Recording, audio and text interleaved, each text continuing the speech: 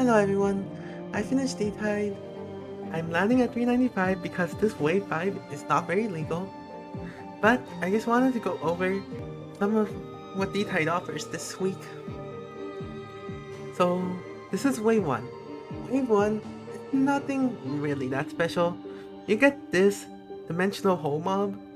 This mob does not gain any strength, so if you have enough shielding, you just win.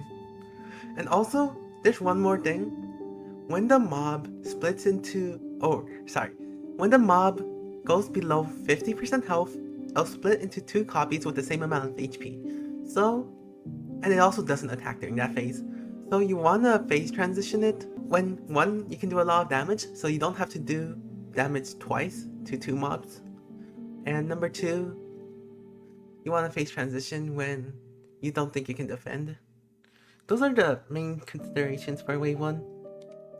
Alright, wave 2. Oh yeah, Pandia. Okay, so there's a few things I want to go over.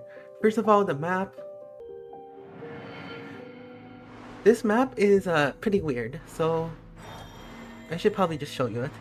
So pretty much, there's gonna be this faded bone, and if you try to get it at this point, then you have to pick up a symptom, which is fine.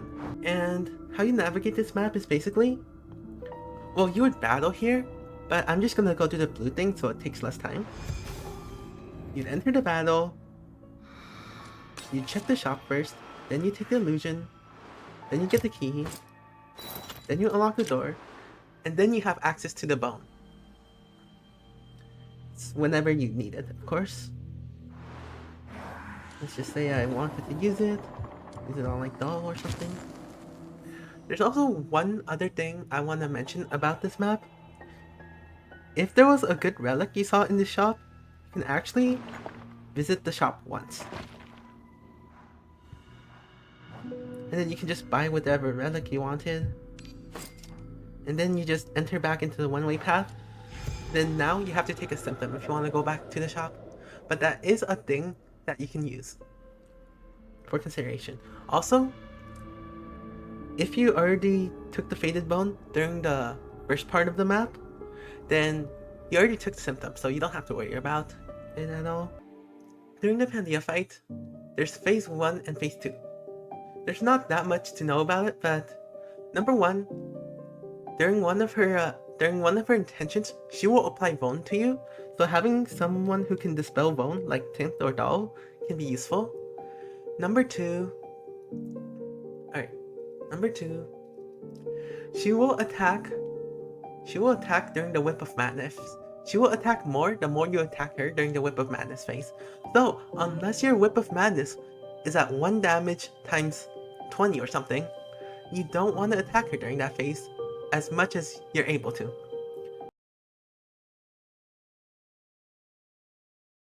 There's one more thing I want to add. I think Blue Will is a good matchup into Wave 2 because basically, in phase 2, she's gonna switch between 2 phases, Debauchery and Anxiety. Debauchery is going to do 1 less attack, but gain a lot of strength. Anxiety is going to do 1 more attack, but she's gonna lose a lot of strength. And the thing about that you need to know is, if you use Law of the Strong during the Debauchery phase, and then you transition her into the Anxiety phase, she will do 1 damage per attack. Yeah, that's all I have to say for Wave 2. Wave 3 is Tawil. She does the 2 wings, 4 wings, 6 wings. She scales strength kinda quickly, so you don't want to stall forever. That's the only thing I want to add. And of course, this Aliamus relic is nice. Wave 4, you have the candle. Nice for damage amp carries, of course. You have this ghoul thing. It's 1 HP bar, but he will summon mobs, and if you don't kill the mobs on the same turn that they spawn, they'll start feeding DRs into the boss. So ideally, you do not want the boss to get any DRs at all. Letting 1 or 2 float is fine, but you ideally don't want it to happen at all. And Wave 5. Wave 5 is Liz. Now Liz is annoying for a few reasons.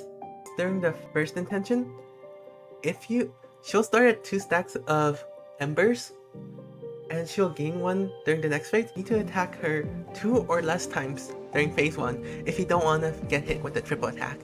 That's number 1. And number 2 is all your cards are going to have retain. Every single card you have is going to retain. It's pretty annoying. Now number 3, she will have an attack during the 3rd turn where she will do damage, like around 500 damages. But she'll do that the number of cards you have plus 1. So if you have 4 cards in your hand, she's gonna deal damage to you 5 times. Well, there's a few ways to deal with it.